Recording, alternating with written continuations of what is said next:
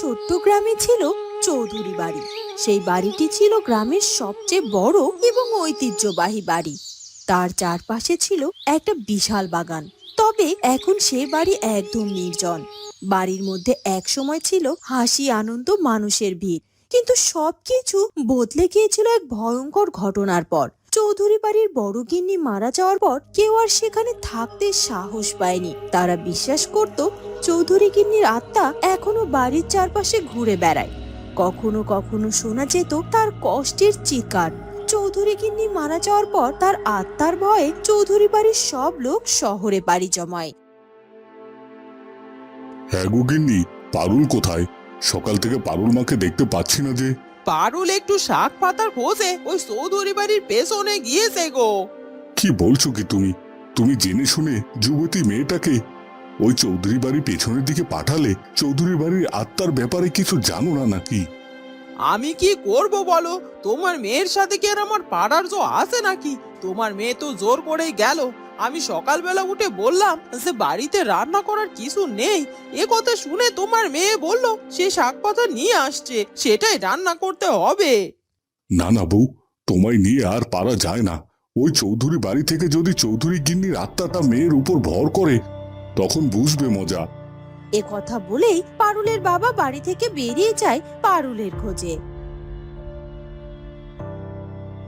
মা পারুল, কোথায় তুই মা? এই তো বাবা, আমি এখানেই আছি। এভাবে ডাকছো কেন? কি হয়েছে কি? কে মানে? তুই কি কিছুই জানিস না নাকি? সেই ছোটবেলা থেকে গল্প শুনে শুনে বড় হয়েছিস যে এই চৌধুরী বাড়িতে চৌধুরী গিন্নির আত্মা ঘুরে বেড়ায়, আর সে মানুষের ক্ষতি করার জন্য ওত পেতে থাকে। কবে কোন দিন ঘাড় মটকে দেবে কে জানে, সেদিন বুঝবি মজা। তোর আর শাক পাতা তুলে কাজ নেই, চল শিগগিরই বাড়ি ফিরে চল। তখনই ওরে বাপ রে, গিন্নি মনে হয় আমাদের কথা শুনে ফেলেছে। এক্ষুনি এসে ঘাড়টা মটকে দেবে, শিগগিরই বাড়ি চল। এরপর পারুলের বাবা পারুলকে সাথে করে নিয়ে বাড়িতে ফিরে যায়। গ্রামের প্রায় প্রত্যেক বাড়ির প্রতিটি লোকই চৌধুরী গিন্নির আত্মাকে নিয়ে এরকম ভয় পেত সব সময়। ওদিকে চৌধুরী বাড়ির বড় ছেলে নৃপেন্দ্র তার বউ ছেলে নিয়ে শহরে বসবাস করত। চৌধুরীর ছোট ছেলে সেই বহু বছর আগে বউ বাচ্চা নিয়ে চলে যায় বিলেতে। আর বড় চৌধুরীর একমাত্র সন্তান আদিত্য, সে একদিন হঠাৎ ঠিক করলো নিজের বাবার ভিটেই ফিরে আসবে। এইসব তুমি কি বলছো কি আদিত্য? বহুকাল আগে সেই চৌধুরী বাড়ির ভিটে ছেড়ে এসেছি আজ। তোমার মুখে এই কথা শুনবো বলে? না না, সে ভিটে আমি তোমায় কিছুতেই ফিরে যেতে দেব না। তুমি হলে আমার বংশের প্রদীপ, আমি চাই না সে ভিটে যে বংশের প্রদীপটাকে নিভিয়ে দিতে। তুমি কি এত বংশের প্রদীপ করছো বলো তো বাবা? তুমি যে চৌধুরী বাড়িতে ফিরে যাওয়ার নাম শুনলেই বারবার কেঁপে ওঠো। সেই চৌধুরী বংশকে নিয়ে তোমার এত বড়াই কিসের শুনি? নিজের বংশকে নিয়ে যদি এতই অহংকার করতে হয়, তবে বছরে অন্তত দুই একবার ভিটে বাড়িতে যাওয়া উচিত। তবে তোমার পরের প্রজন্ম আমি যদি চৌধুরী বাড়ির প্রদীপ হয়ে থাকি, তবে সেখানে আমায় ফিরে যেতেই হবে। তুমি তো আমার বংশ মর্যাদা রক্ষা করতে না পারলে কি হবে? আমাকে তো আমার বংশ মর্যাদা রক্ষা করতেই হবে। এ কথা বলেই আদিত্য বাড়ি থেকে বেরিয়ে যেতে থাকে। দাঁড়া আদিত্য, দাঁড়া বাবা, যাস না। ওখানে যে তোর ঠাকুমার আত্মা রয়েছে, সে যে তোকে মেরে ফেলবে। তার সকল রাগ যে আমাদের উপরে ছিল বাবা। আদিত্য কারো কোনো কথায় কান না দিয়ে চৌধুরী বাড়ির ভিটেই যাওয়ার উদ্দেশ্যে বেরিয়ে পড়ে। আদিত্যের কাছে চৌধুরী বাড়ির ঐতিহ্য ছিল অমূল্য। সে জানতো তার ঠাকুমা চৌধুরী গিন্নির আত্মা শান্তিতে নেই, তবে তার আত্মার শান্তির জন্য তাকে কিছু না কিছু করতেই হবে। এই যে মেয়ে, শুনতে পাচ্ছ? কে আপনি? ও মা, আপনার পোশাক আশাক দেখে তো মনে হচ্ছে আপনি শহরে থেকে এসেছেন। তা শহরের বাবু, বলুন কি চাই আমার কাছে? না না, তোমার কাছে কিছুই চাই না। চৌধুরী বাড়ির ঠিকানাটা বলে দাও। এখান থেকে কোন পথ দিয়ে গেলে চৌধুরী বাড়িতে পৌঁছাতে পারবো? কেন কেন? শহরের বাবুর আবার চৌধুরী বাড়ির গিন্নির সাথে দেখা করার ইচ্ছে করেছে বুঝি? শুনুন, আমি আপনাকে চৌধুরী বাড়ির ঠিকানা দিতে পারবো না। ওখানে গেলে চৌধুরী গিন্নির ভূত আপনার ঘাড়টা মটকে দেবে। তখন সব দোষ এসে পড়বে আমার উপর। তোমায় যেটা বলছি সেটা করো তো। এত বেশি কথা কেন বলছো? আর আমার ঘাড় ঠাকুমা কিছুতেই মটকাতে পারবে না। আমি তার একমাত্র নাতি, শহর থেকে এসেছি। বাবা মা আসতে রাজি নয় বলে আমি একাই চলে এসেছি আমার ঠাকুমার সাথে কথা বলবো বলে। ও মা, ছেলেটি কি সত্যি বলছে? তাহলে কি সত্যি সত্যি চৌধুরী বাড়ির নাতি সে? না জেনে বুঝে আমি কিভাবে কথা বলে ফেলেছি। ছি ছি ছি, আমায় আপনি ক্ষমা করবেন। চলুন, আমি চৌধুরী বাড়িতে আপনাকে নিয়ে যাচ্ছি। পারুল আদিত্যকে সেই চৌধুরী বাড়িতে নিয়ে যায়, আর তারপর তারা দুজনে মিলে চৌধুরী বাড়ির ভেতরে প্রবেশ করে। আদিত্য বাড়ি ফিরে এলে প্রথমে সে তার পুরনো স্মৃতির মধ্যে ডুবে যায়। বাড়ির ভেতরে শুনশান নীরবতা ছিল, আর পারুল সে বাড়িতে ঢুকতেই প্রথমে বুঝতে পারলো যে এখানে কিছু একটা অস্বাভাবিক হতে যাচ্ছে। ওরে বাপরে, শহরের বাবু, আমি জানি না আপনি সত্যি এবারে নাতি নাকি, তবে আমার কিন্তু মোটেই সুবিধা লাগছে না। এই বাড়িতে যে সত্যি সত্যি ভূত আছে এ কথা তো সবার জানা। বাবা যদি জানে আমি এই বাড়ির ভেতরে ঢুকেছি তাহলে তো আমাকে মেরেই ফেলবে। আচ্ছা বেশ, তো তুমি আমায় বাড়িটা চিনিয়ে দিয়েছো, এতেই হবে। এখন তুমি যেতে পারো।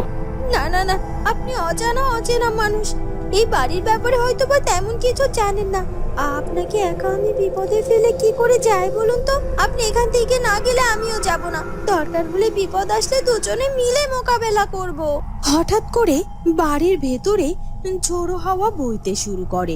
চৌধুরী বাড়ির গিন্নি ঠাকুমা অলৌকিকভাবে সশরীরে আদিত্য পারুলের সামনে এসে হাজির হয়। ওরে বাপরে, ভূত ভূত ভূত! চেঁচাচ্ছিস কেন? আমি তোদের কোনো ক্ষতি করব না। তোদের কেন ক্ষতি করব বলতো? তুই তো আমার কোনো ক্ষতি করিসনি মেয়ে, যে তোকে শাস্তি দেব আমি। আর আদিত্য হলো আমার নাতি, ওর ক্ষতি করার কথা তো আমি ভাবতেই পারি না। বরং আজ আমি মহা খুশি। এত বছর পর আমার রক্ত আমার সাথে দেখা করতে এসেছে। আমার কথা সে ভেবেছে। দাদু ভাই, আমি তোমার উপর ভীষণ খুশি হয়েছি। আমায় তুমি ক্ষমা করো ঠাকুমা, আমার আরো আগে উচিত ছিল তোমার সাথে দেখা করতে আসা। এতদিন আমি ছোট ছিলাম বলে বাবা মায়ের উপর কোনো কথা বলতে পারিনি, তাই আসতেও পারিনি। আজ আমি বাবা মায়ের সাথে এক প্রকার জিদ করে এখানে এসেছি। তোমার আত্মা শান্তিতে নেই বলে এভাবে এই চৌধুরী বাড়িতে ঘোরাঘুরি করছো। বলো ঠাকুমা, বলো কি করলে তোমার আত্মা শান্তি পাবে, আমি সেটাই করব তোমার জন্য। তুই তো সবই জানিস দাদু ভাই। আমার মৃত্যুর পর তোর বাবা চাচা সবাই চলে গিয়েছিল। তোরা ভুলে গেছিস এই চৌধুরী বাড়ি আর এই চৌধুরী বাড়ির এক বড় সংসারটাকে। কিন্তু আমি কিছুই ভুলিনি রে। আমি ছিলাম বাড়ির এক সুতোর লাটিমের মতো, আর তাই আমাদের পরিবারকে এক সুতোয় বেঁধে রাখতে চেয়েছিলাম। কিন্তু আমাদের কিছু আত্মীয়দের মধ্যে লোভ ছিল খুব বেশি। তারা চেয়েছিল এই ঐতিহ্যকে দখল করতে। তারা আমার পরিবারটিকে ভেঙে দেবে বলে চক্রান্ত করে আমার ছেলে দুটোর মনকে বিষিয়ে তুলেছিল, আর পরিবারের মধ্যে ফাটল ধরেছিল। না না, আপনি যতই বলুন আমরা আর এক হাঁড়িতে এক ঘরে খেতে পারবো না। আপনার তো এখন 3 কুল গিয়ে 1 কুলে ঠেকেছে মা। তবে আপনি কেন হাঁড়ি ধরে বসে আছেন বলুন তো? আমাদেরকে হাঁড়ি ভাগ করে দিন, আমরা আমাদের মতো সংসার চালিয়ে নেব। হ্যাঁ হ্যাঁ, আর আপনি যদি এ বাড়িতে থাকতে আমাদের হাঁড়ি ভাগ করতে না দেন আর আমাদের সংসার আমাদেরকে বুঝে নিতে না দেন, তাহলে আমরা যে যার মতো শহরে বা বিলেতে চলে যাব। তোমরা এমনটা করো না বৌমা। তোমার শ্বশুর মশাই এই চৌধুরী বাড়ির ঐতিহ্যকে ধরে রেখেছিল এত বছর। আমি সেটারই চেষ্টা করছি, আর তোমরা চৌধুরী বাড়ির ঐতিহ্যকে এভাবে ভেঙে দিও না। না মা, হয় তুমি আমাদের কথা শোনো, না হলে আমরা যেখানে খুশি সেখানে চলে যাব। বেশ ভালো, তো তোদের যেখানে যেতে ইচ্ছে করে চলে যা। তবে আমি আমার এই চৌধুরী বাড়িতে হাঁড়ি আলাদা করতে দেব না। থাকতে হলে এক হাঁড়িতে একসাথে থাকবো। আমি বলছিলাম না তোমাদেরকে, ওই চৌধুরী গিন্নি কোনোদিনও তোমাদের মনের মতো করে সংসার করতে দেবে না। তাই বলছি, ওই পথের কাঁটাটাকে তোমরা বরং সরিয়ে দাও। কি বলছেন কি পিসেমশাই? তিনি আমাদের মাকে মেরে ফেলবো? আরে এত চিন্তা কেন করছো? তোমার মা তো এমনিতেই বৃদ্ধ হয়ে গেছে, দুদিন পরে যখন আপনা আপনি মরে যাবে তখন কি করবে বলো? তখন কি তোমার মাকে ফিরে আনতে পারবে? দুদিন আগে আর পরে বুড়িটা না মরা পর্যন্ত তো তোমরা নিজেদের জিনিস নিজেরা গুছিয়ে নিতে পারছো না। তাই বলছি, পথের কাঁটাটা জলদি সরিয়ে নিজেদের সব জিনিস বুঝে নাও। তারপর ওরা সবাই মিলে আমাকে মেরে ফেললো রে দাদু ভাই।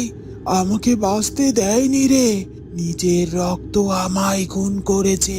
সেই কষ্টেই তো আমার আত্মাটা আজও শান্তি পেল না রে।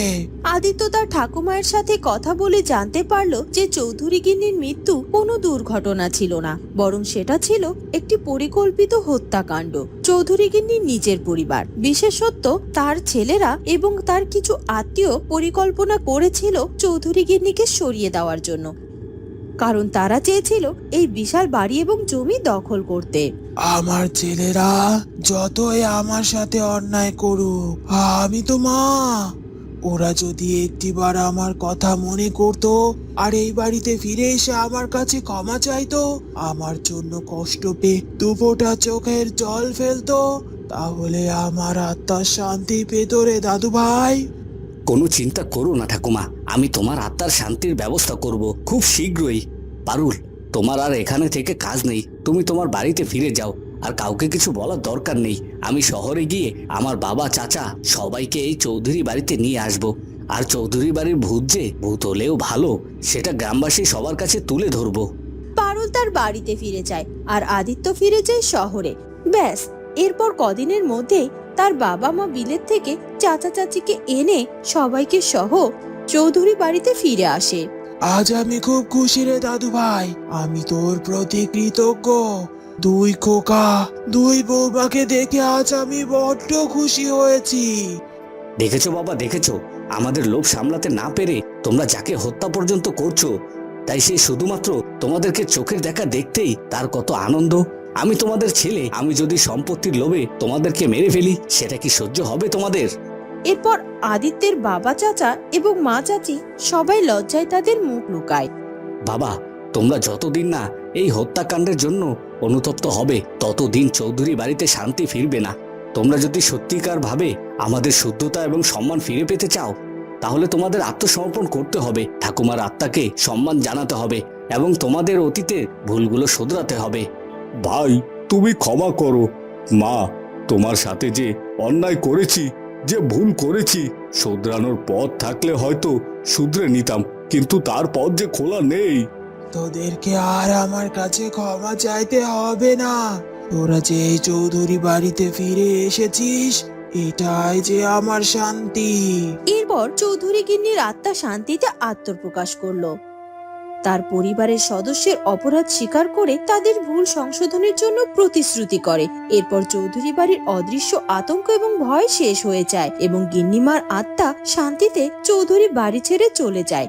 এই ছিল চৌধুরী গিন্নির আত্মার গল্প। বন্ধুরা, কেমন লাগলো আমাদের আজকের গল্পটি? যদি ভালো লাগে তাহলে অবশ্যই আমাদের চ্যানেলটিকে সাবস্ক্রাইব করে দিও। দেখা হবে নতুন কোনো গল্প নিয়ে। ধন্যবাদ।